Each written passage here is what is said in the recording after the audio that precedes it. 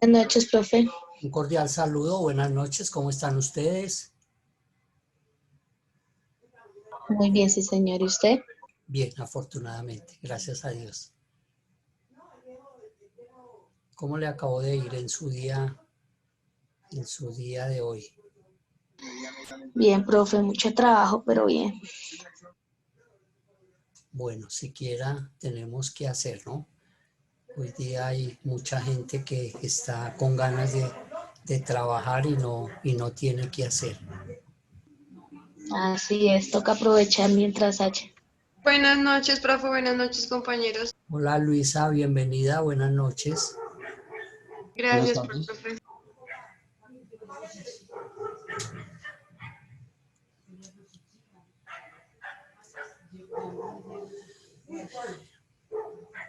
Bueno, ya nos vamos, don Alejandro.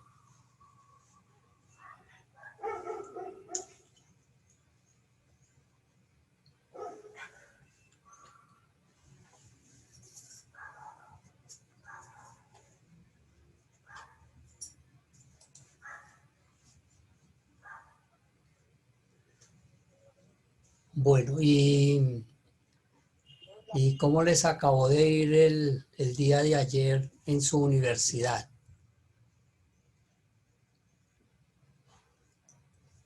¿Qué tal ese parcial de derecho laboral?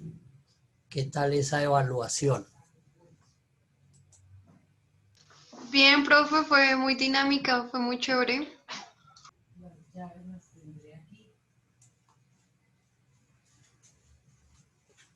A ver, ¿y el resto de compañeros qué opinan? Profe, perdón, ¿esta es la sesión 7 o 8? Estamos hablando de la sesión 1, 2, 3, 4, 5, 6, 7, la 8. Gracias, profe. Hoy es la sesión 8. Y el martes, tenemos el segundo parcial. De hoy en 8 días es el segundo parcial.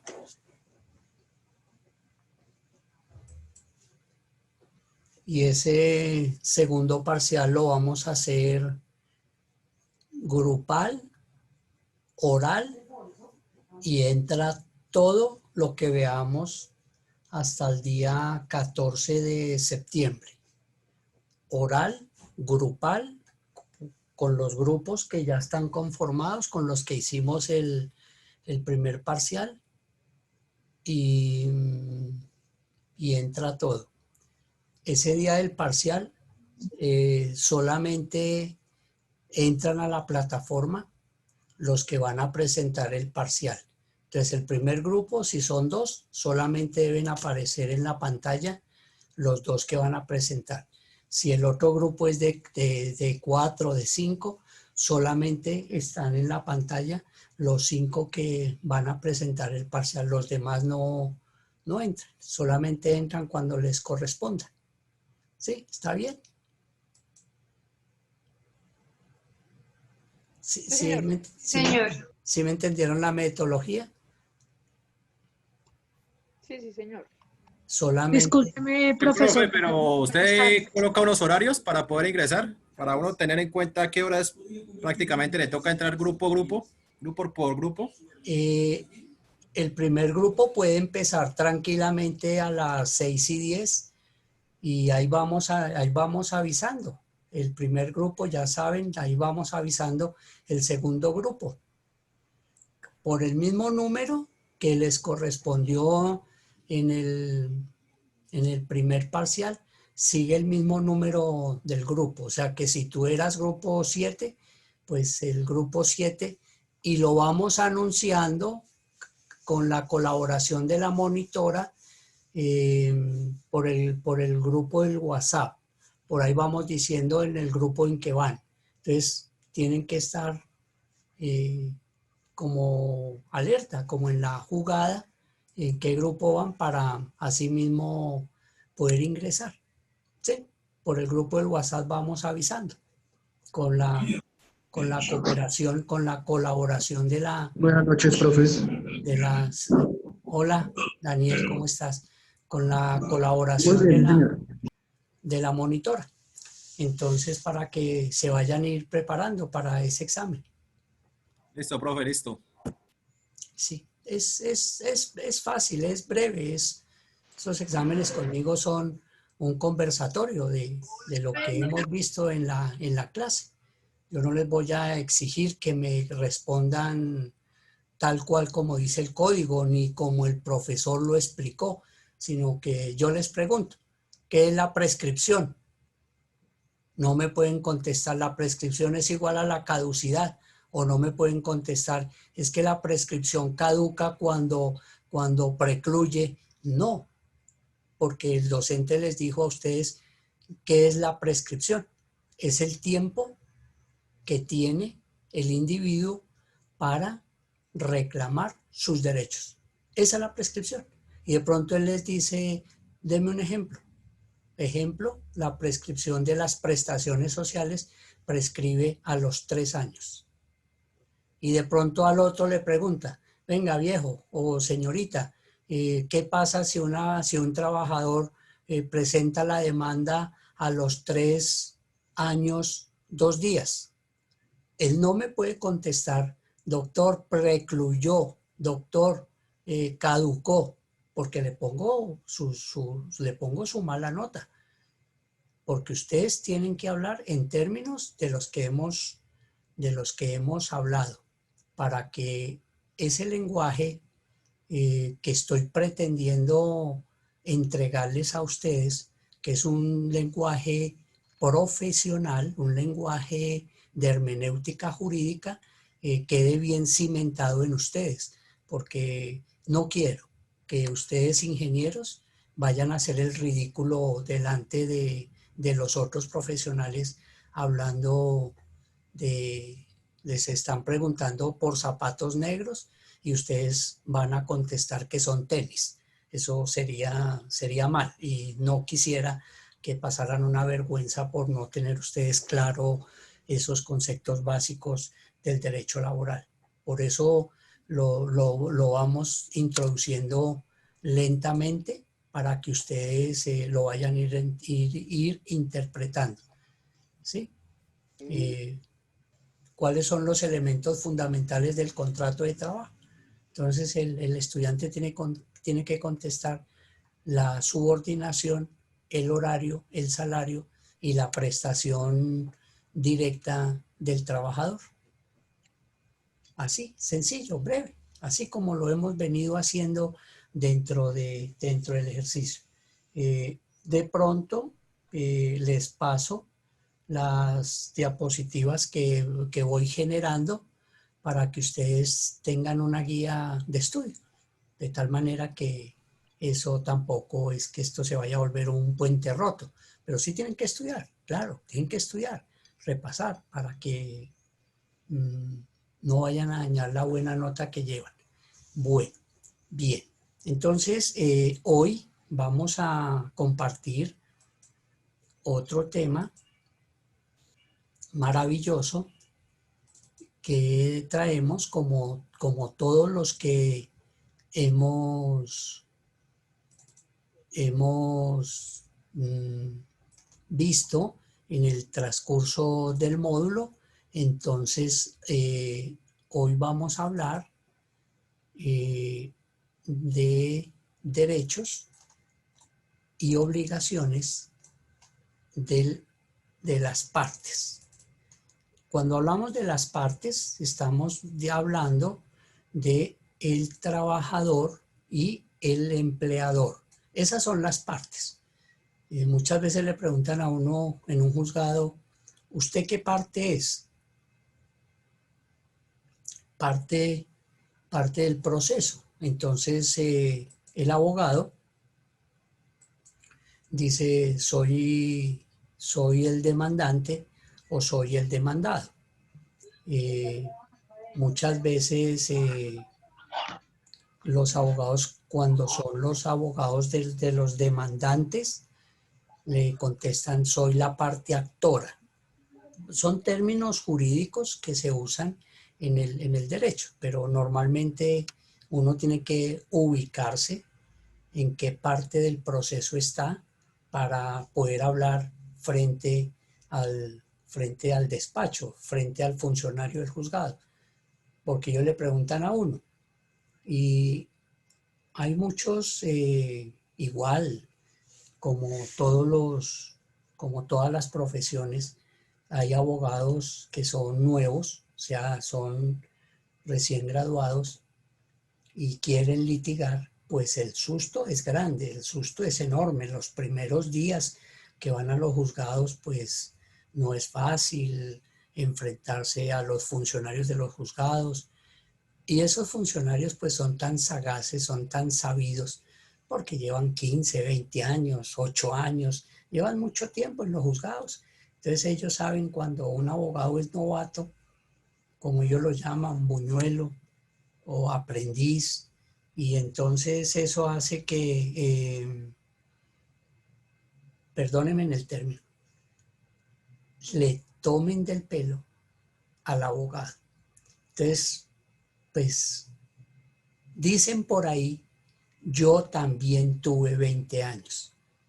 Quiero decir, yo también fui abogado aprendiz, abogado novato. Yo también llegué por primera vez a la baranda de un juzgado a pedir un expediente. Y claro, llega uno asustado, llega uno pendiente de qué le van a decir, qué le van a preguntar. Imagínense que los expedientes tienen una técnica para mirar el proceso.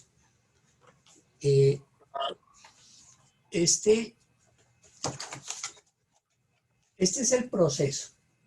Esta es la parte primaria del proceso. Esta es la primera hoja del proceso. Y cuando uno va a revisar el proceso, la técnica es revisar la última hoja del proceso, porque esa es la última actuación del juez. Y devuelve la hoja para ir mirando las diferentes actuaciones. Esta fue la primera, esta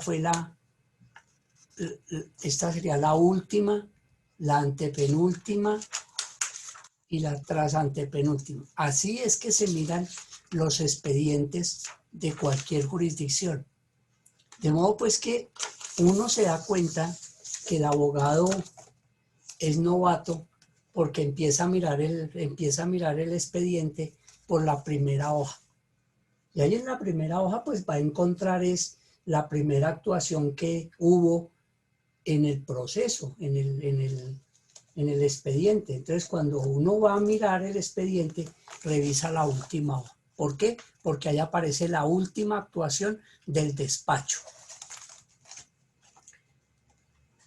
Esas son técnicas de procedimiento jurídico que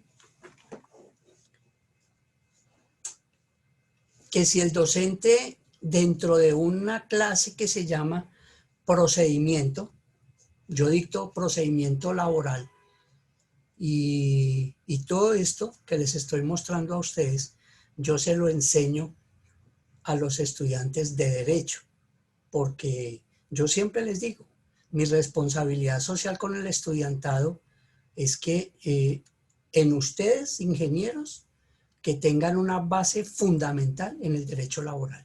Ese es mi compromiso social. Y con los estudiantes de derecho, con ellos el tema es mucho más exigente, pero mucho es harto. Se puede dictar esta misma clase de derecho individual, pero con todos los pergaminos, con todos los fulles, con toda la técnica, con toda la argumentación, con toda la hermenéutica jurídica. Y el que se va quedando, porque a ellos sí hay que exigirles, porque ellos están estudiando para abogados. Ustedes no. Ustedes tienen otras materias que son mucho más exigentes, que son la base fundamental de su carrera y que es la que ustedes más énfasis deben de tener. Este derecho no es que sea la cenicienta, ni que sea la costura, ni que sea el relleno, pero es una materia más llevadera. Y entre más dinámica y se tenga una buena metodología, no solamente va a ser del agrado de ustedes, sino también que la comprensión va a ser mucho mejor. Ustedes le van a coger de alguna manera cariño a este tema y van a romper con ese sofisma, con ese paradigma que tiene de decir que qué horror el derecho. Entonces aquí no, aquí yo trato en lo posible de que ustedes, de encantarlos a ustedes, de que esta clase que es diferente a todas sea de su completo agrado. Ese es como mi responsabilidad social con ustedes. Entonces, hoy vamos a entrar en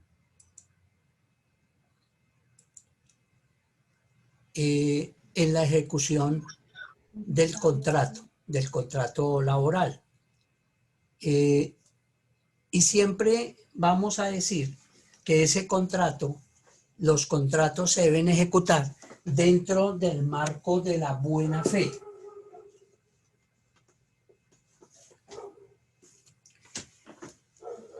Esa buena fe que nosotros hemos hablado siempre, que es lo que cuesta mucho trabajo al ser humano, a los individuos a nivel mundial. Ese concepto de la buena fe que no se tiene, se dice por ahí de una forma como vulgar, que echa la ley, echa la trampa. Pero cuando uno tiene una formación, cuando uno tiene unos principios de formación de la buena fe, sí que le cuesta trabajo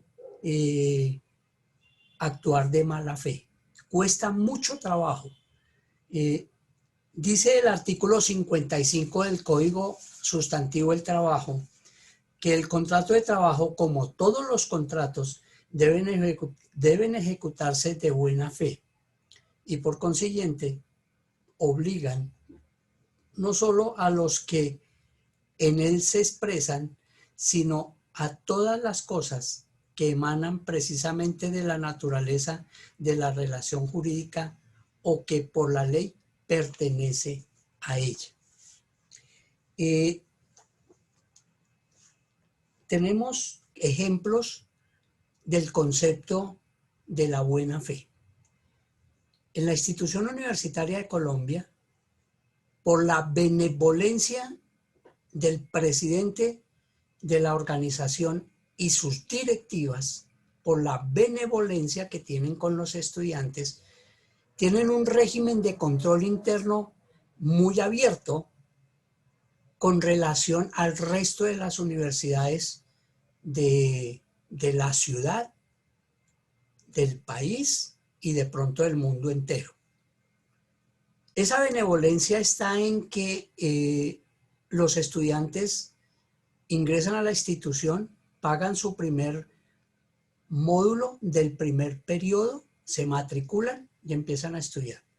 Hay estudiantes que pagan solamente el primer módulo y durante toda la carrera no vuelven a pagar y siguen entrando a clase, vulneran los controles de administrativos que colocan para que la gente se sienta que no han pagado y al final del ejercicio pretenden que graduarse pagando una sola cuota. Ese es un concepto que se ha definido claramente por vía de tutela porque han tenido, yo lo voy a decir de esta manera con todo el respeto, han tenido la desfachatez de presentarle tutela a la institución y cuando se responde la tutela y se le manifiesta y se le dice al juez, el juez inmediatamente rechaza la tutela. No le tutela porque no le está vulnerando ningún derecho. Sobre todo que el mismo artículo 55 laboral manifiesta que el contrato es un acuerdo de voluntades donde las partes adquieren derechos y obligaciones y es ley para las partes. De modo pues que ustedes, como estudiantes, tienen el derecho adquirido. Cuando ustedes pagan, adquieren el derecho que la institución les preste un servicio educativo, un servicio de educación superior de calidad, con unos horarios, con unos docentes idóneos para el desarrollo de la materia, que tengan esa capacidad suficiente de transmitir el concepto, que ustedes tengan sus notas oportunamente, que tengan todos los beneficios que el reglamento educativo, el reglamento les da esa opción, pero igualmente adquieren un derecho. El derecho es financiero, el derecho de cumplir el reglamento y también de cumplir con la obligación financiera. Si no cumplen con la obligación financiera, pierden la calidad de estudiantes activos. Entonces, al perder la calidad de estudiantes activos, no tienen derecho a reclamar. ¿Por qué? Porque perdieron el derecho. Eso es lo que dice ese artículo donde entra esa donde entra el concepto de la buena fe. Es ahí.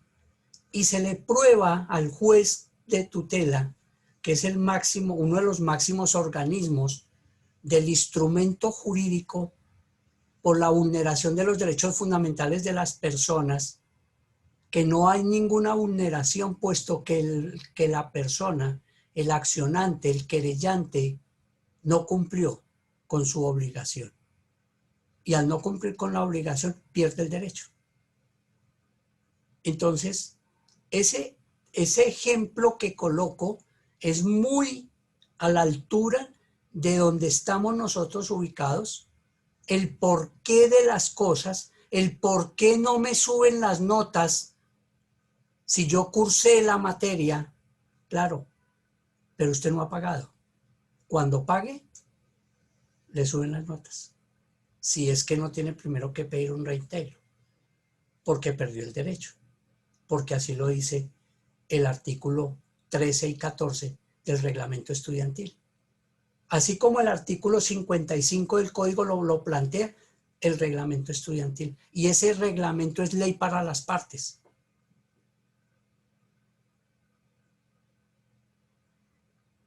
En ese orden de ideas, entonces hemos clarificado el concepto de la buena fe. La buena fe se presume y la mala se prueba. Por eso cuando estamos en juicio y nosotros queremos incomodar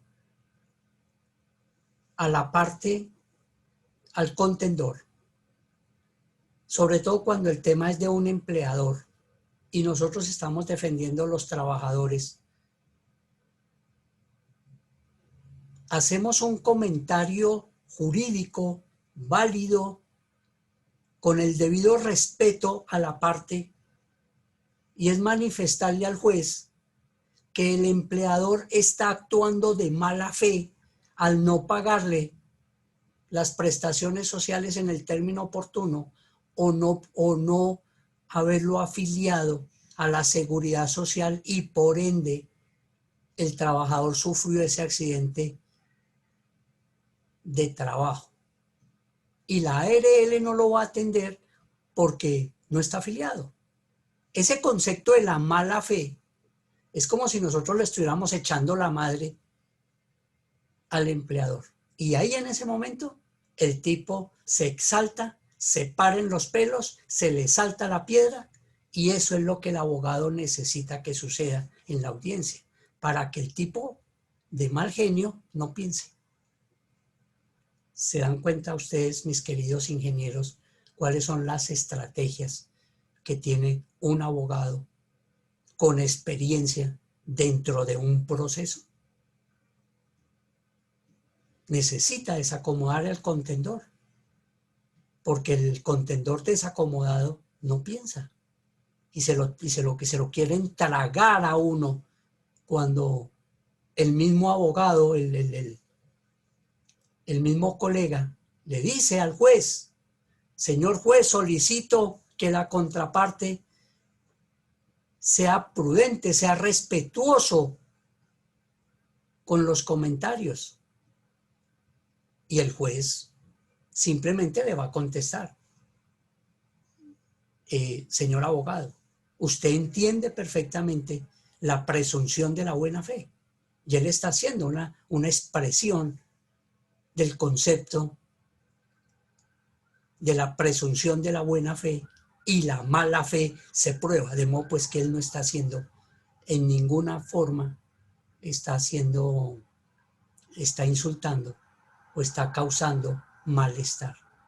Porque, mis queridos estudiantes, no es lo que se diga, sino el tonito, la forma como dicen las cosas.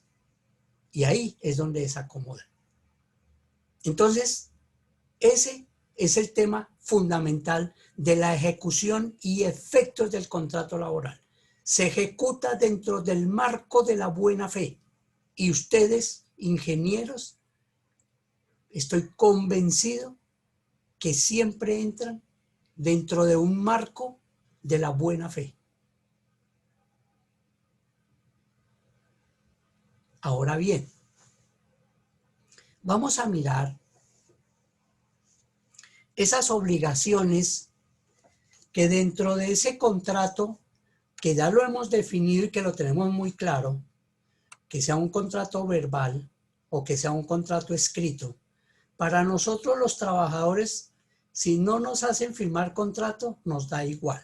Si tenemos el contrato firmado, nos da igual. Al final del cuento, tenemos un contrato, porque la jurisdicción laboral así nos da esa facultad. Es permisible con nosotros los trabajadores tener ese contrato, sea verbal o laboral.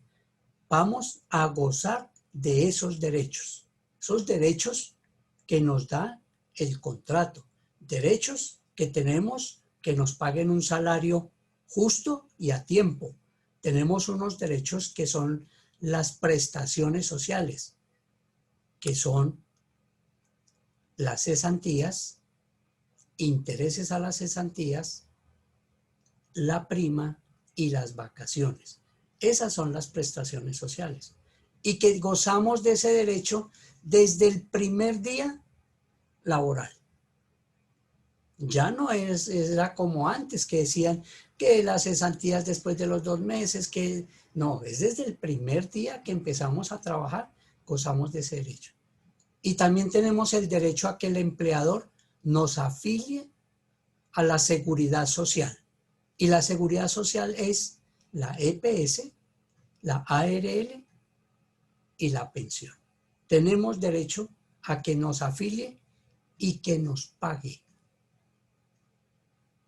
que nos descuente y que nos pague la parte correspondiente al empleador. Esos son esos derechos que se adquieren. ¿Y cuál es la obligación de nosotros? Nosotros tenemos una obligación con el empleador, y va a sonar feo, pero es esa. Nosotros debemos ser obedientes, obedecer, trabajar para el bienestar del empleador, ponernos la camiseta, estar siempre atentos al beneficio de la compañía, al beneficio de nuestro empleador. Y el día que no queramos hacer eso, nos toca renunciar e irnos. Pero mientras estemos frente a la organización, tenemos que ser fieles y firmes. Tenemos que tener la camiseta puesta. Nosotros los profesionales debemos de tener muy claro un concepto de vida, un concepto lógico que dice: el conocimiento científico libera y da poder. frente a esa liberación es que nosotros debemos de apoyar a nuestro empleador y ese poder que tienen esos ingenieros de salir de esa estructura de ingenieros e ir a ser gerentes de grandes empresas, porque esa facultad que ustedes les da la carrera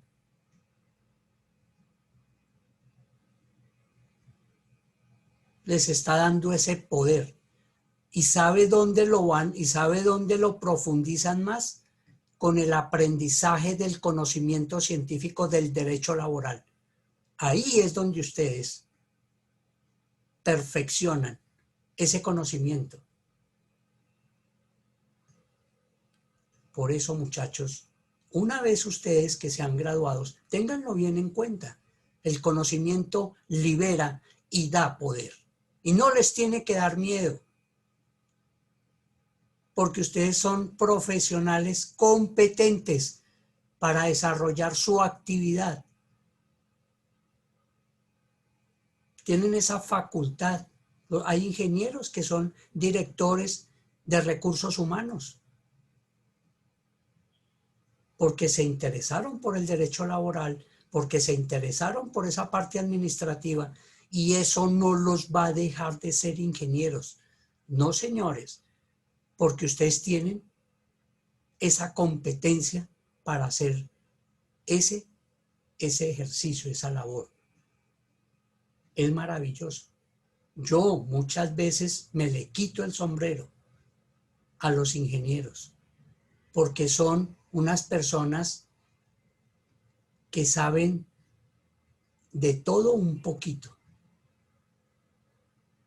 Tienen un conocimiento amplísimo, donde uno se quita el sombrero frente a los ingenieros. Porque saben de contabilidad, porque saben de impuestos, porque saben de ingeniería, saben de derecho laboral, son gerentes de las empresas.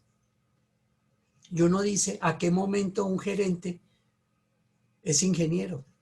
Porque es que esa competencia que tienen los ingenieros es muy grande.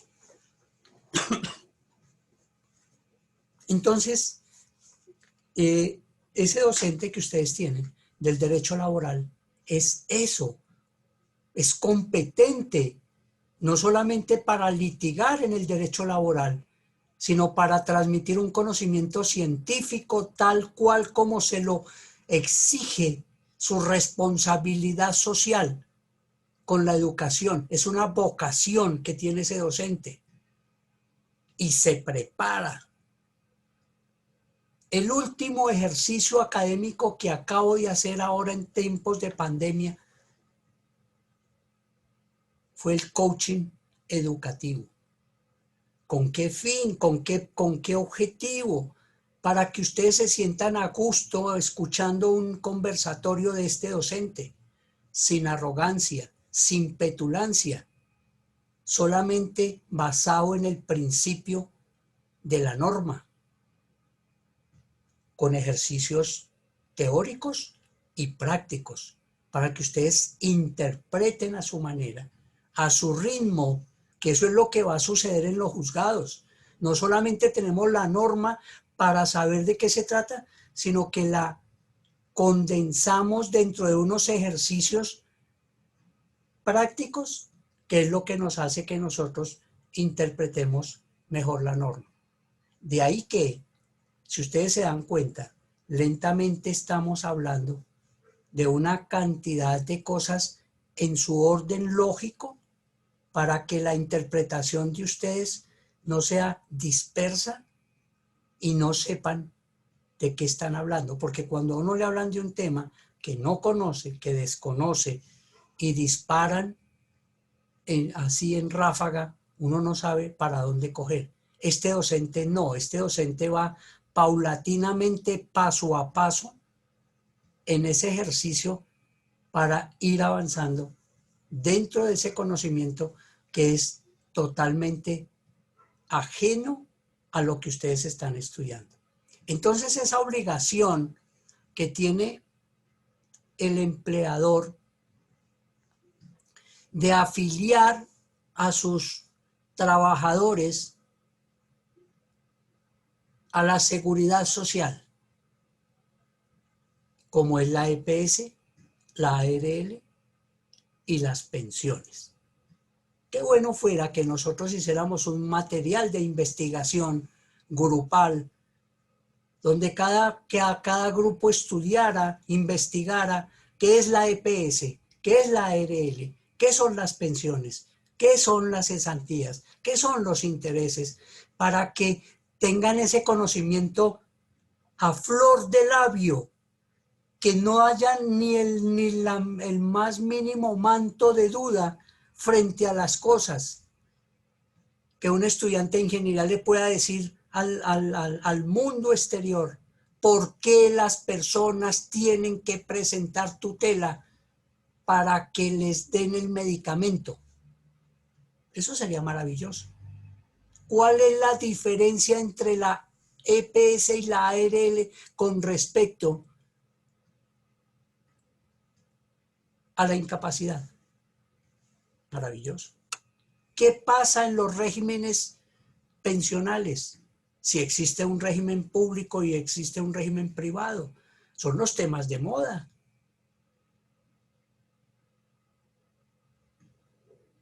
Eso es maravilloso. Entonces, dentro de ese concepto, de esas obligaciones que tiene el empleador de afiliar a sus trabajadores,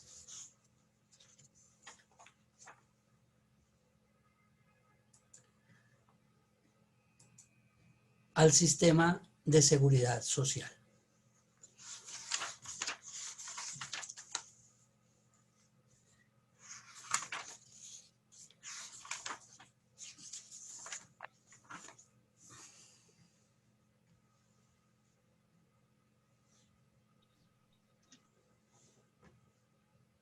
En darle, dentro de esas obligaciones, es darle los elementos, y sobre todo ustedes, como ingenieros, saben cuáles son los elementos de seguridad industrial que deben portar los trabajadores. Miren este caso tan curioso, y esta mañana yo creo que me echaron por ahí unas 20.000 madres en la oficina. La Institución Universitaria de Colombia dotó a los funcionarios de la institución de una careta para la protección porque abrieron las puertas al público. Y resulta que olímpicamente los trabajadores usan la careta aquí en la frente. Se subieron la careta. Yo desde el primer día de la pandemia me compré unas gafas, me compré una careta que tienen aquí la gafa, tienen el marco de la gafa, entonces yo me la pongo y me queda perfectamente en el tapabocas, entonces yo tengo el tapabocas y tengo la careta. Fui el primer funcionario de institución que usé todo el tiempo eso. Entonces ellos dijeron, venga, ¿y por qué? Claro, la mía costó 38.000 pesos el par. En la institución pues compraron las de 3 por 1.000 o las compraría nadie en el Agáchate. Pero les dieron los elementos de seguridad, los cuales los trabajadores no se lo ponen donde debe ser.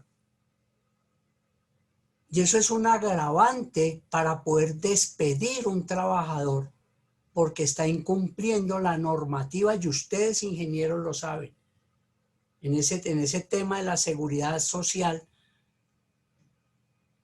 si un trabajador en una obra le dan las botas de seguridad y el tipo va y las cambia por medio petaco de cerveza y al otro día, el lunes, llega y se clavó la puntilla en la planta del pie porque estaba en tenis, ¿será que la ARL le va a responder por ese accidente laboral? Pues no.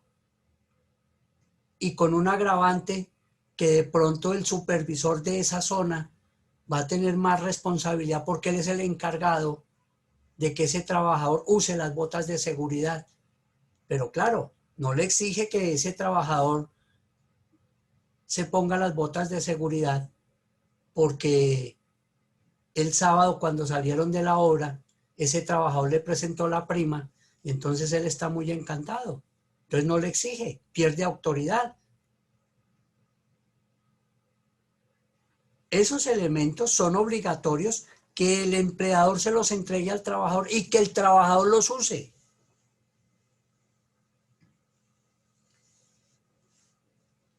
En muchas partes, cuando son empresas de más de 10 trabajadores, es una obligación del empleador tener un centro de salud o un puesto para brindar los primeros auxilios a los trabajadores. En la universidad está el consultorio médico, está la enfermera y está el médico para atender los estudiantes en las 2 jornadas, en la mañana y en la noche. Se han presentado múltiples casos que las personas, los estudiantes se desmayan, los profesores, los trabajadores sufren accidentes y son llevados a ese consultorio que está bien dotado. Le hacen los primeros auxilios mientras llega la ambulancia para llevarlo a la EPS. Pero eso no es porque la universidad sea muy buena y quiera hacerlo. Entre otras cosas es porque es una obligación.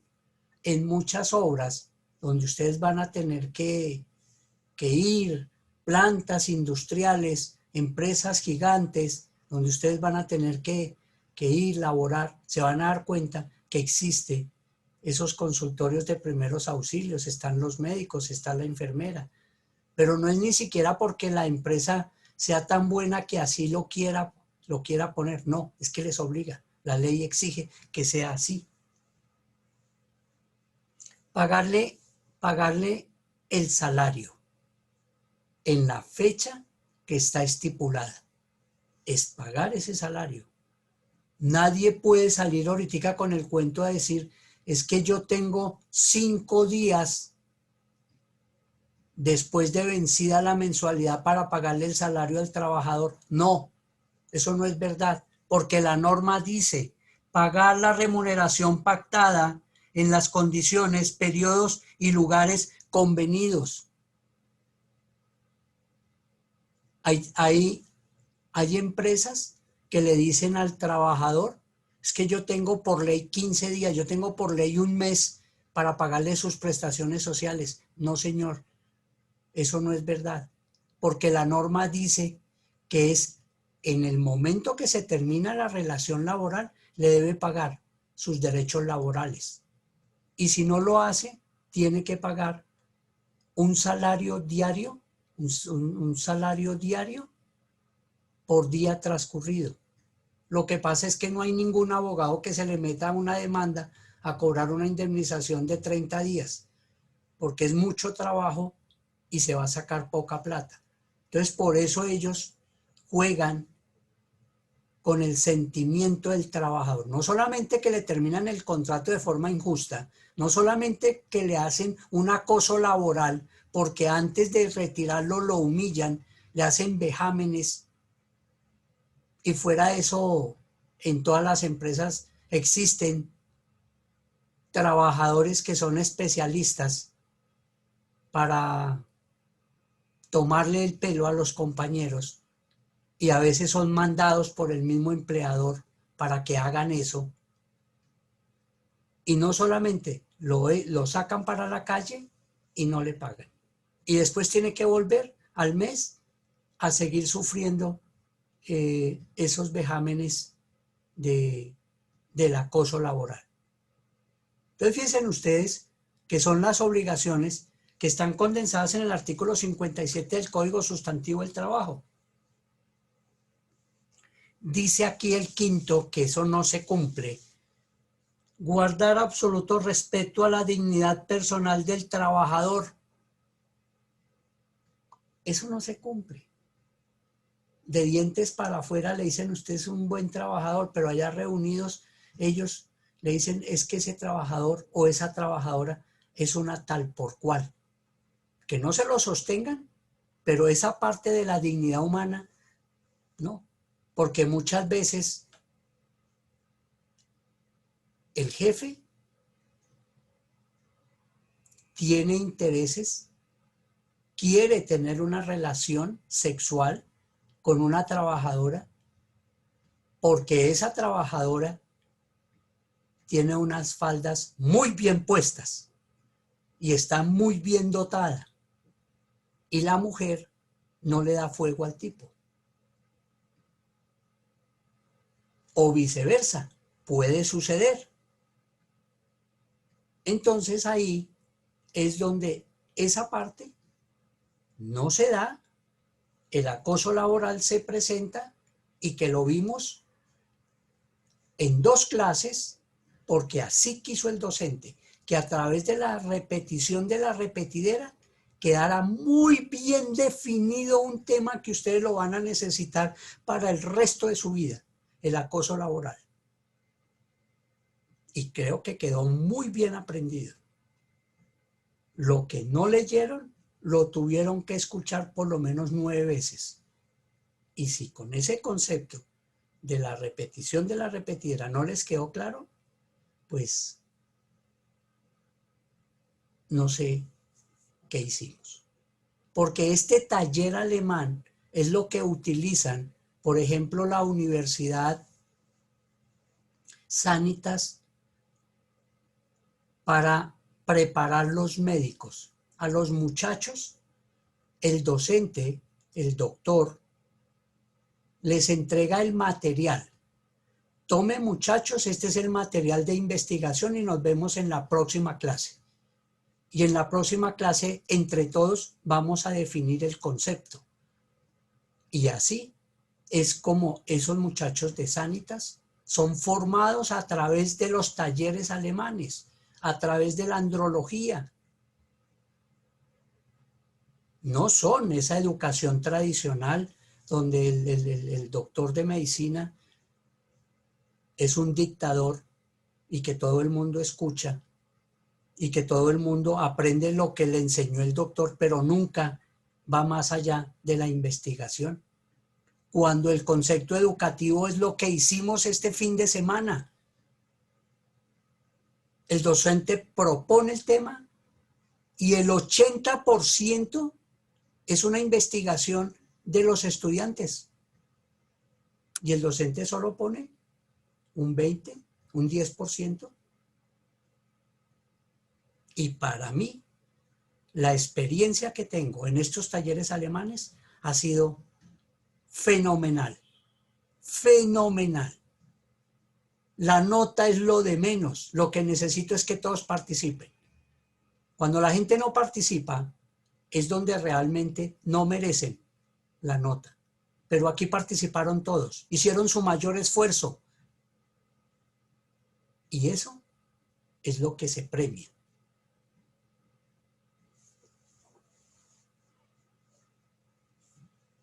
Por ejemplo, conceder esas licencias que los trabajadores necesitan. Muchas veces encontramos que hay trabajadores que están enfermos por estrés, están enfermos por migraña y no van a la EPS porque allá el acetaminofén que les da no les va a dar ese resultado. Entonces hay personas que tienen modos económicos para ir a un médico particular, a un especialista en medicina alternativa, donde a través de unos procesos de medicina china le van a mitigar el dolor de la migraña, o va a tener que, con unos procesos, el tema del estrés, de dolores profundos que puede tener las personas y que en la EPS no se los van a curar. Pues los trabajadores piden que les den esas licencias para poder ir a esos servicios médicos y muchas veces el empleador no le da el permiso. No le da el permiso muchas veces porque no quiere, muchas veces porque la cultura de nuestro país es esa, no prestarle atención a su trabajador. A ese trabajador que día a día lo que hace es enriquecer más al empleador. Esa fuerza de trabajo es la que enriquece. ¿Y cómo les parece, mis queridos estudiantes, que solamente con el pago de la prima en junio y en diciembre es que el empleador reparte sus utilidades? Ese concepto de primas es eso, la repartición de las utilidades que tiene el empleador. Por eso es obligante pagarlo el 30 de junio y pagarlo máximo el 20 de junio. Y un desatino que tuvo el gobierno nacional fue beneficiar a los empleadores, diciéndole a los empresarios: páguenle la prima a los trabajadores en 3 contados antes del 20 de diciembre.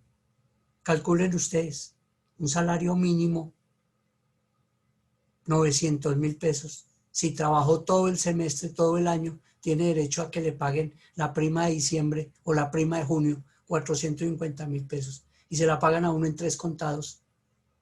Pues realmente eso no le sirve a nadie. Eso se vuelve plata de bolsillo. Mucha gente pues tiene empeñada ya la prima para pagar algunos créditos, porque es que nosotros los pobres, si queremos tener algo, nos toca endeudarnos. Porque nosotros siempre somos como personas que queremos las cosas ya. Es que ya quiero tener una computadora para escuchar mis clases de Zoom. Una computadora bien bonita, una Hewlett Packard de 1 tera, bien elegante. Y yo tengo una tarjetica de crédito de esas que dan en Codensa. Pues se va para el Catronis y la compra. Y quedó satisfecho. Pero quedó empeñado en 1 año o en 1 año y medio. Porque no hay otra forma. Nosotros los trabajadores no tenemos otra forma de conseguir las cosas. Y como la necesitamos ya, no nos podemos dar ese lujo, porque es más, no tenemos la cultura del ahorro. Es decir, es que yo voy a ahorrar. Y cuando tenga la plata ahorrada, voy y la compro. Porque nosotros no somos eso. Nosotros no somos ese prototipo. Aquellas personitas que quieren tener un apartamento, pues tienen que ir a empeñarse por 15 años, por 20 años, a una corporación de ahorro y vivienda y pagar 3 y 4 veces el valor del apartamento si lo quieren tener. Y si durante 15 años lo pudieron pagar oportunamente. Entonces, fíjense ustedes que si uno quiere algo, le toca estar en esa cultura del crédito. Y si esa prima no se la pagan a uno oportunamente, pues Codensa lo empieza a molestar a uno. Y lo mandan a las centrales de riesgo. Y tiene todas las dificultades. Y eso se desfasa a uno. Y si uno no paga una cuota, no puede pagar la segunda. Y ahí es donde vienen las grandes dificultades. Pero ese fue el gran beneficio del gobierno ahora con la pandemia hacia los empleadores. Bueno, la guerra es eso. Estábamos en un proceso muy difícil, donde todos tuvimos que poner, todos los pobres, los ricos, todo mundo tuvo que poner. Los que estamos vivos, démosle gracias a Dios. ¿Cuántos se nos fueron producto de esta emergencia? Y ese es el proceso de la vida, antes de y después de.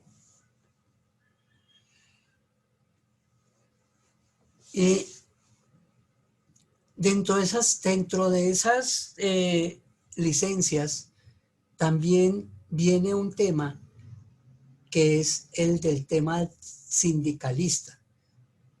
Entonces, los que pertenecen al sindicato, en la junta directiva del sindicato, gozan de un fuero sindical, que es trabajar en la administración del sindicato, pero no van a la planta o no van a su sitio de trabajo. Ese es el fuero sindical y está protegido. Esa es una de las licencias remuneradas que la ley permite a esos trabajadores. Los miembros de la junta directiva del sindicato, ellos desarrollan trabajo meramente administrativo del sindicato. De vez en cuando van a la planta porque necesitan, más que otra cosa, ponerse en el overol y estar con los obreros para mirar también aspectos meramente administrativos, pues para no solamente estar dependiendo del comentario de los compañeros, sino que ellos presencialmente se dan cuenta de lo que está sucediendo. Es un tema que es pedirle a la terminación del contrato, si el trabajador lo solicita, la certificación laboral, pero no le pueden colocar observaciones de mala conducta. Muchos empleadores le dicen a la recepcionista o a recursos humanos, cada vez que llamen a pedir recomendación de tal señor, ustedes van a dar una recomendación negativa. Y hay que no lo haga esa secretaria para que vea que la despiden también. Y resulta que si lo vamos a ver por analogía, ¿se acuerdan de la analogía? Que es traer jurisdicciones de otra, traer normas. Así no lo entendí. Yo no lo entendí ese pedazo. Danielito, ¿no entendiste qué? Lo de que llaman a referencias, como así, de que dan malas referencias de los sindicalistas, ese pedazo. No, No entendí eso. no, en general. No, en general. Muchas veces el empleador tuvo un agarrón con el empleado y lo sacaron, le cancelaron el contrato, le terminaron el contrato. Entonces el jefe le dice a la secretaria de Recursos Humanos, si llegan a llamar para pedir referencias de esta persona, usted va a decir que es un peleón, que es un sindicalista, que trabaja de mala gana, que llega tarde. Empiezan a hablar mal. ¿Sí? Pero fíjate, Daniel, que eso es una conducta negativa del empleador. Y lo voy a poner en el contexto del derecho penal.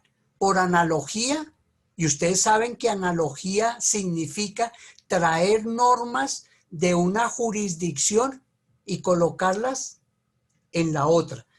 Entonces voy a traer una norma del derecho penal para ponerla en la jurisdicción del derecho laboral por analogía, y es una conducta punible. Conducta punible es igual a una conducta negativa. Y le puedo instaurar un denuncio penal por injuria y calumnia. Incluso también aplicaría lo que hablábamos ayer de pronto de la persecución laboral, ¿no? Claro, claro, claro. Fíjate que ahí vamos en el tema, por analogía, si yo me doy cuenta que mi empleador me está causando un perjuicio enorme, hablando mal de mí, pues sencillamente le instauro un denuncio penal en la fiscalía por injuria y calumnia y me hago pagar daños y perjuicios. Porque los daños y perjuicios se los tengo que demostrar al juez. Perdí, tenía un trabajo como ingeniero en Ecopetrol y por culpa de ese señor no me lo dieron, porque él se puso a hablar mal de mí. Y resulta que el único que puede juzgar la conducta del ser humano es el juez penal. Es el único que puede decir. Lo pueden sancionar con una pena, inclusive privarlo de la libertad, por una conducta punible, por una conducta negativa, por una conducta que va en contra de la ley. Es el juez, más no una persona particular. Es que le dicen, ay, es que ese abogado es un ratero.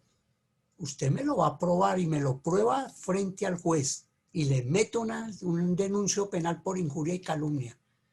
Y usted me prueba que yo soy un ratero, que a usted le robé. Y si no logra la persona defenderse, le podemos estar sacando una platica. Entonces, esa parte hay que tenerla bien en cuenta. Muchas veces, dentro de esas obligaciones, le dicen al trabajador, lo voy a trasladar del sitio de trabajo.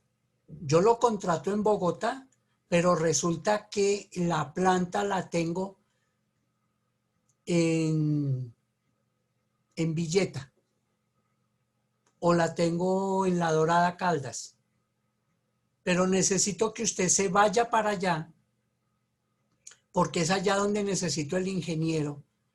Pues si el hombre me necesita para que yo me vaya para allá, pues me tiene que pagar los gastos del traslado. Me tiene que pagar la vivienda. Si me tengo que trasladar con mi familia, pues todos esos gastos de ubicación los tiene que hacer como una obligación del empleador.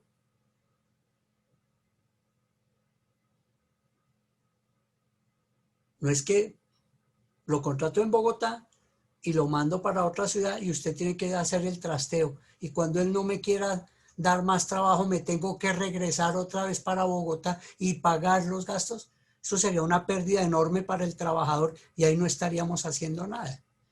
Dentro de esas obligaciones, entonces él tiene que pagarle esos gastos de traslado. Y otra cosa que, bueno, hay tantas cosas maravillosas dentro del código que no se cumplen, que dice que el empleador debe cumplir con la moral,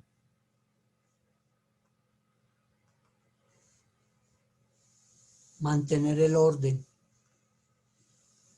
y el respeto a la ley.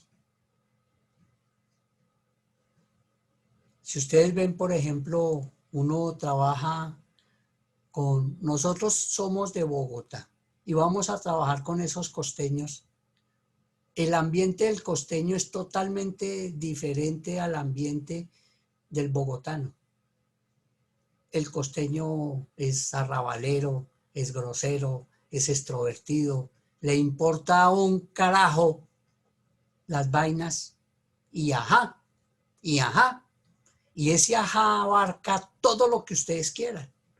Y resulta que dentro de ese ajá está vulnerando los derechos fundamentales de los trabajadores sin querer, queriendo. Porque el costeño en términos generales es abierto, es... Y si ve una mujer, le va diciendo cuánta vaina se le ocurra y a veces la mujer pues es de aquí, del interior, y entonces ya se va a resentir. O muchas veces las mismas mujeres de la costa se resienten por lo que el costeño le dijo. Y ahí está en una vulneración de los derechos fundamentales. Cuando son, por ejemplo, en el tema de la comunidad lesbiana, homosexuales, ahí sí que es pa' peor. Ahí sí que es... Y si la persona que pertenece a esas comunidades son costeños, ahí sí, joda, ahí sí que se tiran chispas. Entonces, todo eso hace que el ambiente laboral pierda esa armonía de la moral, de los principios, del respeto. Hay muchas señoritas que llegan por primera vez a las instituciones a trabajar, que vienen con una moral tan alta, con unos principios tan altos, que fueron aprendidos en su casa, en su familia, y que muchas veces llegan y se encuentran con unas comunidades que son terribles. Y a veces dicen, no fue más sino llegar a esa empresa y la China se dañó, se corrompió. Por eso a los estudiantes hay que enseñarles de que la vida del profesional está enmarcada dentro de conocer lo bueno, lo malo y lo feo. Lo bueno, lo malo y lo feo. Para que uno no se tenga que enrojecerse o ponerse pálido porque escucha vainas. Y ahí es la fortaleza del individuo, ahí es la fortaleza del profesional. Tener ese carácter de conocer, saber qué es lo bueno, lo malo y lo feo.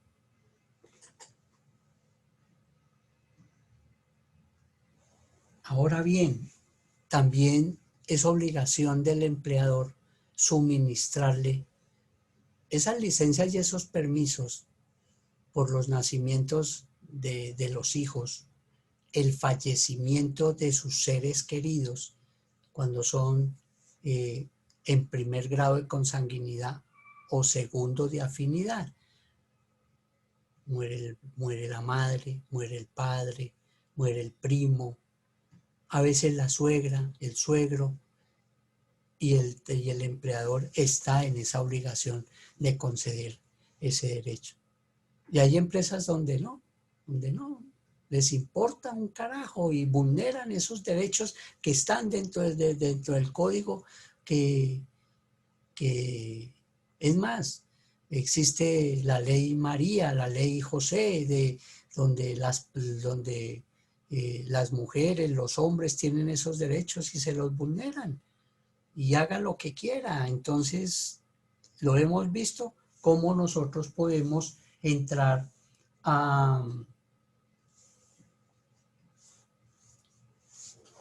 exigir esos derechos, no solamente presentando los derechos de petición, porque si presento tutelas para alegar la vulneración de derechos laborales, no me funciona, no me tutelan esos derechos, porque le van a decir que para eso existe la jurisdicción ordinaria. Mis queridos estudiantes, ¿qué preguntas tenemos hasta ahí?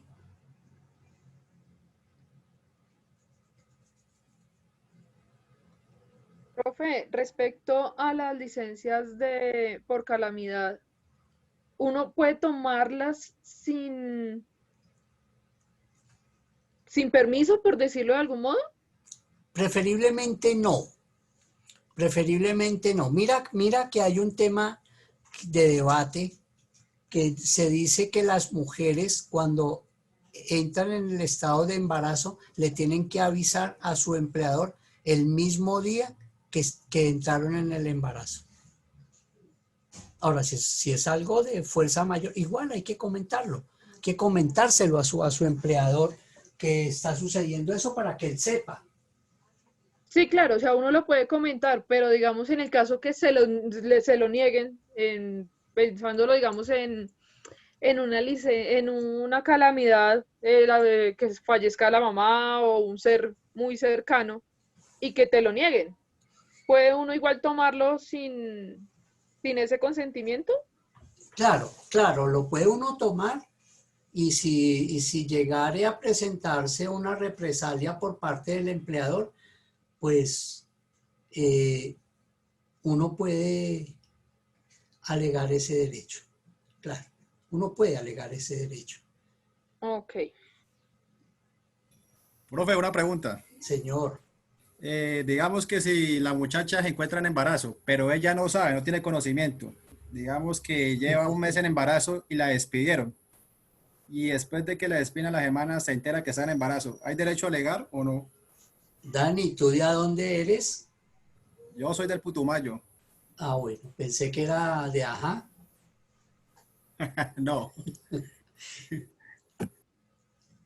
Pues fíjate que hay un tema desde el punto de vista de la salud de la EPS, donde en principio tenemos 30 días después de que nos terminen el contrato para gozar del derecho a la salud. Si en esos 30 días subsiguientes a la terminación del contrato, la mujer se entera que está en estado de embarazo, puede alegar una estabilidad laboral reforzada. Dani, ¿te acuerdas qué es la estabilidad laboral reforzada?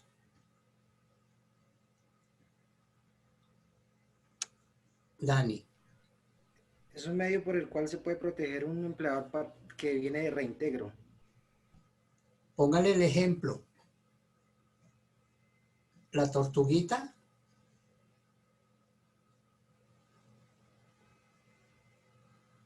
Jonathan.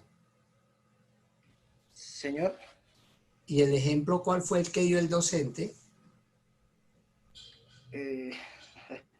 Profe, no me acuerdo, pero sí tengo claro el concepto del cual, porque... Pusimos dos ejemplos. ¿Se acuerdan el ejemplo del esfero?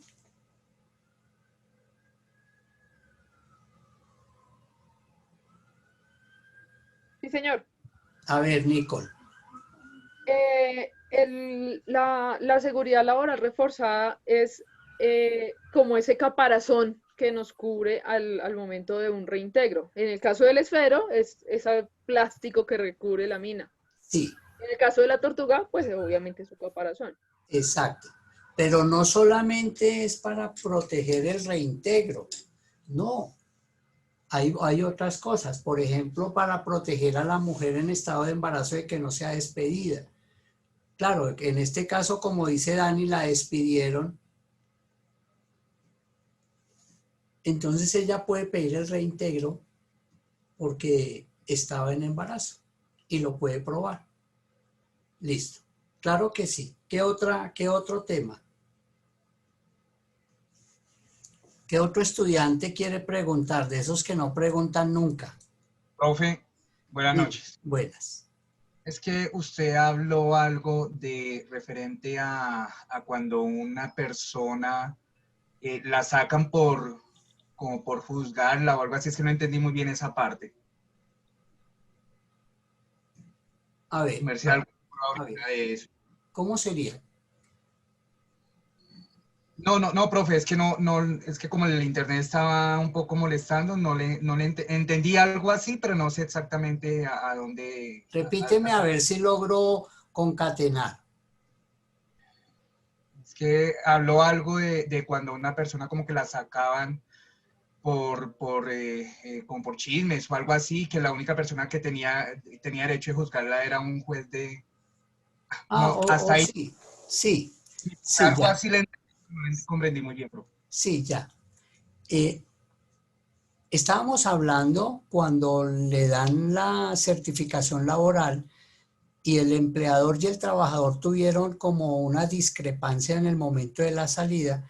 Entonces el empleador de una forma de represalia, de venganza, en fin, le dice a la secretaria de Recursos Humanos, cuando llamen a pedir referencias de ese tal por cual, diga que es mal trabajador, que es sindicalista, que llega tarde, que en fin, etcétera. Y si ese empleado logra probar que eso se lo dijeron, puede instaurar un denuncio penal por injuria y calumnia y cobrar los daños y perjuicios, porque el ejemplo que yo puse es que fue un ingeniero que presentó su hoja de vida en Ecopetrol, llamaron de Ecopetrol y que por esa recomendación negativa perdió el trabajo, no lo contrataron. Entonces ahí podemos por analogía traer del Código Penal una norma al Código Laboral para poder hacer cumplir con esos derechos que fueron vulnerados. ¿Sí, Hernando? ¿Quedó claro? Ok, sí, profe, listo. Muchísimas gracias, profe. Vale. Listo. ¿Quién más?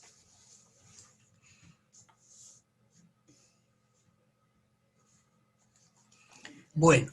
Buenas noches. Dime, Santiago. ¿Cómo está, profe? Pues a mí me quedó la duda de cuál es la diferencia, lo que usted mencionó, del ARL y la EPS frente a la incapacidad. Sí, Santiago, es que en la EPS reconocen el 66.6% y en la ARL reconocen el 100%. Esa es la gran diferencia, el pago de la incapacidad. Gracias, profe, no lo tenía entendido. Sí, sí es eso. Profe, yo tengo una Buenas duda. noches. Sí, dígame. Profe, qué pena. Es que ahorita que el compañero tocó el tema de la ARL, nosotros en la empresa tuvimos un suceso con un compañero que tuvo un accidente, pero él no lo reportó.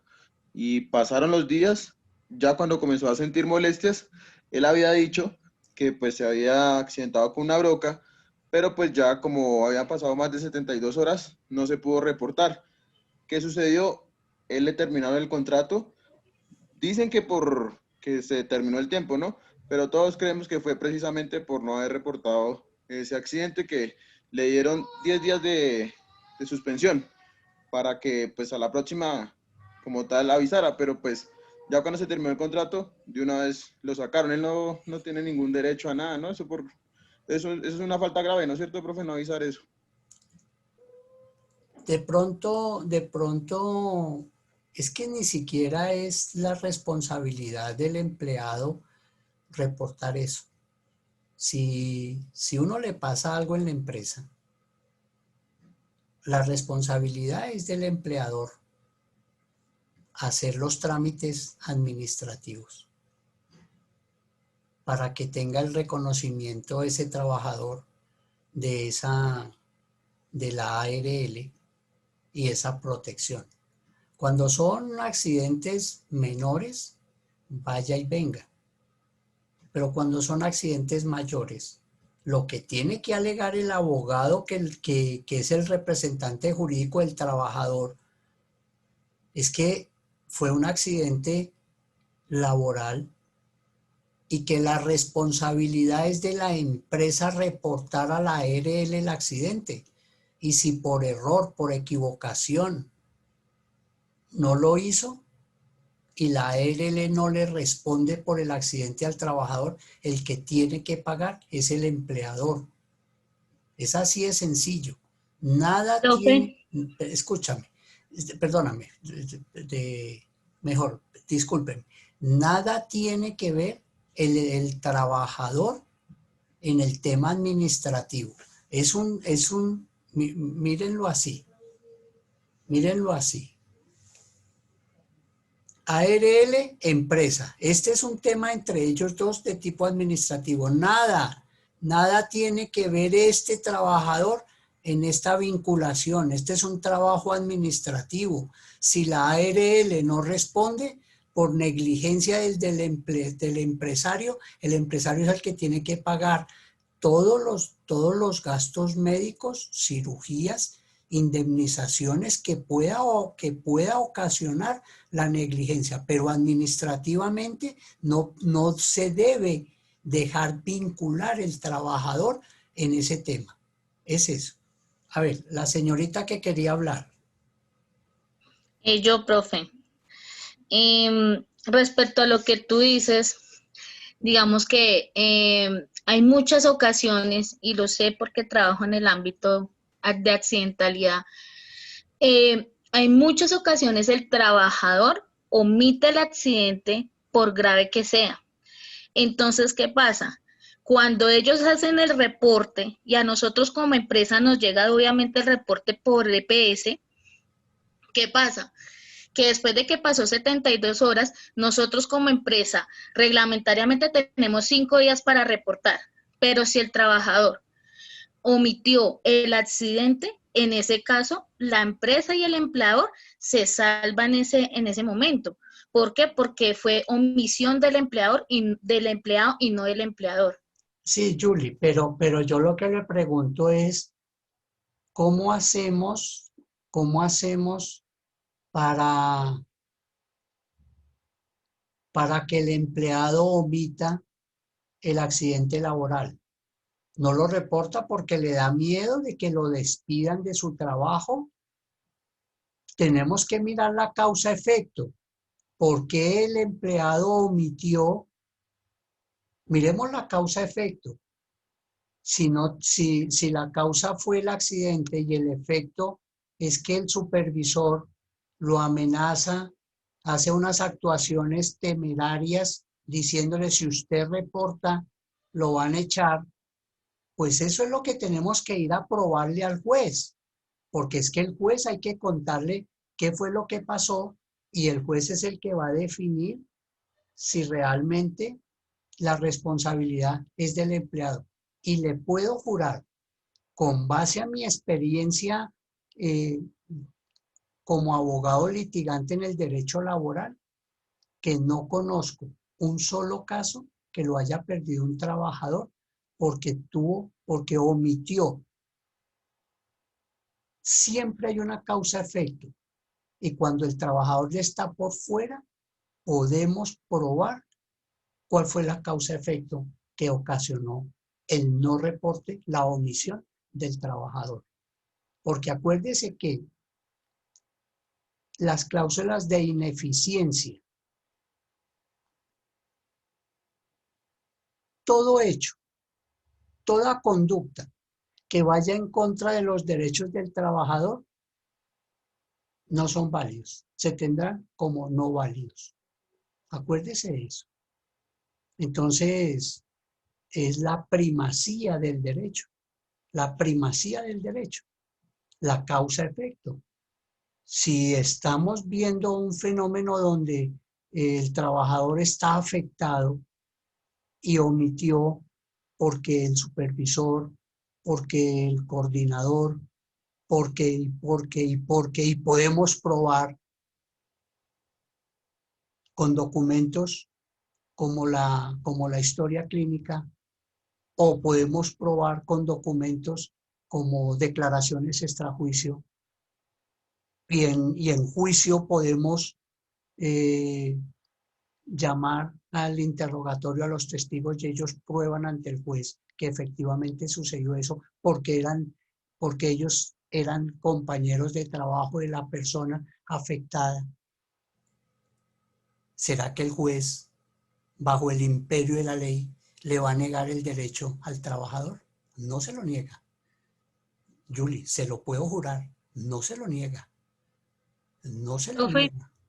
Entonces, bueno, le voy a alegar esa respuesta.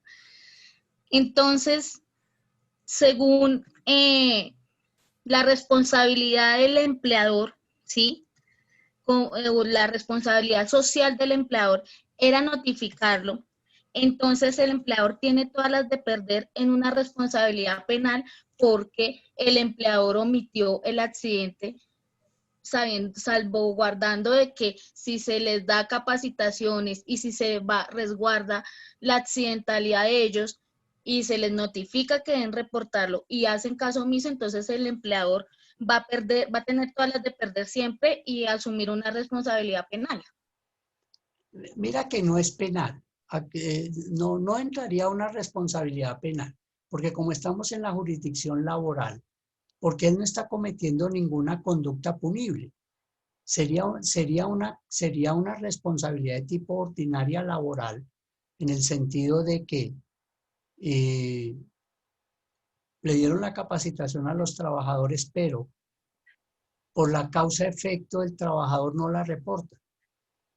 Y probamos la causa-efecto. Entonces miramos que son actuaciones ineficaces que ponen en desventaja al trabajador, porque así lo dice la ley. Y es una obligación, porque así lo vimos ahorita en el artículo pasado, que es una obligación del empleador reportar esos accidentes a la ARL.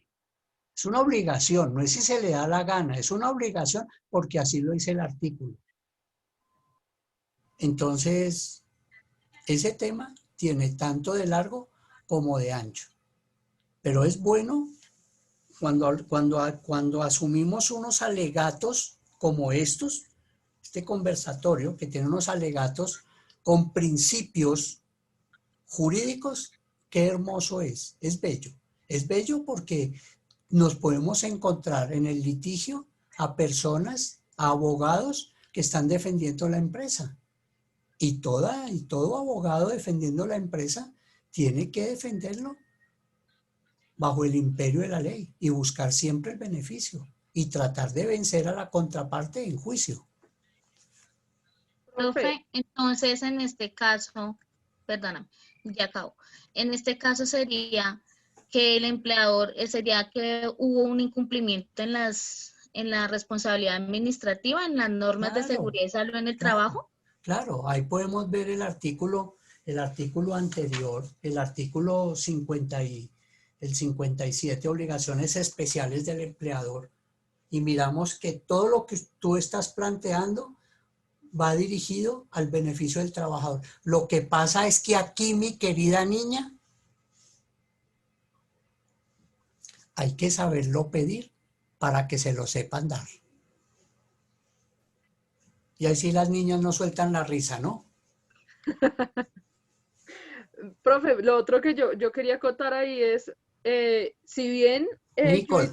Nicole, ¿y tú por qué no te ríes? Yo me río. Hay que saberlo pedir para que se lo sepan dar. Eh, Si el abogado de la parte no le pide al juez el reconocimiento de ese derecho en debida forma, el juez no le da el derecho. No le da el derecho. Igual, profe, creo que la empresa también puede demostrar si el empleado omitió el reporte a pesar de tener nena, todo. Es que no nos interesa y volvemos a esto. Mira, pero te pongo un ejemplo. Yo trabajo en una empresa de químicos. Mira. La relación administrativa entre la ARL y la empresa no tiene por qué tener una vinculación la víctima, el trabajador. Ahí lo tienen que zafar. Ese es un problema administrativo entre ellos dos, pero el trabajador no se puede perjudicar. ¿Sí me entiendes? No, ok, esa parte es clara, profe, pero para que se pueda crear esa, digamos, como la situación de comunicación entre la empresa y la ARL, debe existir un reporte previo del empleado que sufrió el accidente. Sí, pero si resulta, mijita, que el trabajador lo sacaron desmayado para la EPS. No, ok, cuando es algo Y tan... duró en estado de coma 8 días, un mes. Cuando es algo evidente, sí, pero mira... No necesariamente, mira que no necesariamente se necesita el reporte del trabajador.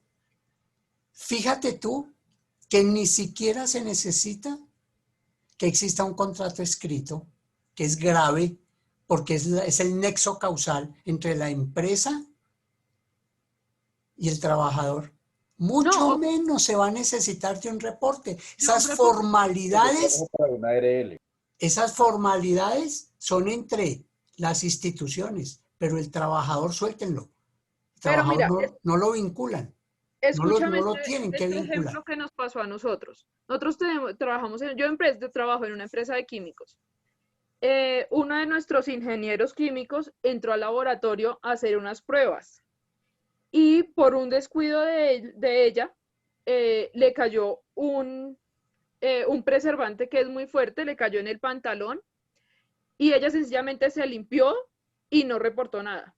A los 2-3 días sufrió una reacción alérgica en la pierna donde le cayó el Procide. Obviamente no hay forma de saberlo. La niña de seguridad y salud en el trabajo no lo supo, nunca lo reportó. Digamos que nosotros no tuvimos unas consecuencias pues muy graves porque lo único que pasó fue que se le pasó un llamado de atención. Sí. Pero si hubiera sido algo más grave, pues la empresa no tiene cómo saberlo si el empleado implicado lo oculta. Y en ese caso sí me parece que tiene una responsabilidad el empleado, y nosotros como empleador habríamos podido demostrar que se les ha dado la capacitación, que se les ha informado y que tienen todo. Nicole, ¿Sí? siempre tenemos que pensar, si somos los empleadores, tenemos que pensar que el derecho laboral, el código laboral, protege al trabajador. No podemos alegar el desconocimiento de la ley. Mira esto. Por analogía vamos a traer el artículo 9 del Código Civil que dice: el desconocimiento de la ley no lo exime de la responsabilidad. Así lo dice textualmente. A veces dicen la ignorancia de la ley no lo exime de la responsabilidad. Porque si nosotros volvemos al tema, miramos la causa-efecto, resulta que en el momento el trabajador manifiesta, no consideré que era grave. ¿Qué horas tenemos? 7:39. A esta hora todavía hay gente que está pidiendo que le admitan la clase. Yo creería que ya es como falta de respeto, ¿cierto? Llegar como a la hora del almuerzo, yo creo que ya no. Entonces, ojo con eso. Ya creo que no es prudente eso. Ok, entonces esa causa-efecto porque el trabajador consideró que no, como no sintió nada, pues, y a los 3 días se le viene el problema encima. Pues la empresa puede alegar, no, es que la trabajadora no nos dijo nada, desconocíamos el tema, y eso lo puede alegar para pasar el informe de accidente laboral de forma extemporánea, porque lo puede pasar de forma extemporánea, avisándole a la ARL y manifestando eso, para que posteriormente el trabajador, en su alegato de causa-efecto, pues él tiene que manifestar eso, tiene que decirle al juez la verdad, porque eso es bajo el contexto de juramento. El testimonio es de juramento y ella tiene que decir la verdad. Y la empresa no reportó el accidente laboral porque se enteró después, cuando ya el tema fue grave, cuando ya... Ponle cuidado que haya sido una cosa que ese ácido o esa sustancia química le hubiese quemado la pierna y hubiese ido más allá de la simple piel y que puede llegar a lo profundo. Pues es una cosa que indiscutiblemente no se va a salvar la responsabilidad de la empresa, pero tampoco se va a librar la responsabilidad de la ARL, porque es que ese es el trabajo de la ARL, atender los accidentes laborales. Por eso es una obligación del empleador afiliar y pagar las cotizaciones de la Seguridad Social para librarse de responsabilidades. Pero la ARL no puede, como siempre, buscar no pagar.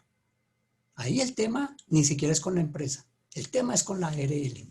La empresa tiene afiliado al trabajador, pagó sus aportes, entonces la responsabilidad es de la ARL. Pero el trabajador, si pone el abogado, pues pone en cintura a la empresa y pone en cintura a la ARL. Porque cualquiera de los dos tiene que responder. En ese caso sería la ARL la que entra a responder. Porque supongamos que cuando la cosa no es grave, vaya y venga. Pero ¿qué tal que sea un tema de pérdida de capacidad laboral por encima del 50%, donde al trabajador lo tienen que pensionar? ¿Quién se va a hacer cargo de esa pensión vitalicia del trabajador? ¿Sí ve que el tema va más allá de la lógica humana? Bueno, listo, mis queridos estudiantes. Entonces quedamos en que mañana vamos a seguir con este tema que es sencillamente interesante. Les dije que habían quedado gente que no le di paso a la clase porque ya es muy tarde, ya realmente da pena que ingresen, ya no vale la pena, por la hora no vale la pena. Ustedes han sido muy amables, gracias por la participación, gracias por la atención. La clase ha terminado. Muy buenas noches. Muchas gracias, profe. Hasta Muchas mañana. gracias, profe. Gracias, profe. Hasta mañana, profe. Con mucho gusto. Hasta mañana, con mucho gusto. Feliz noche, profe. Gracias, igual.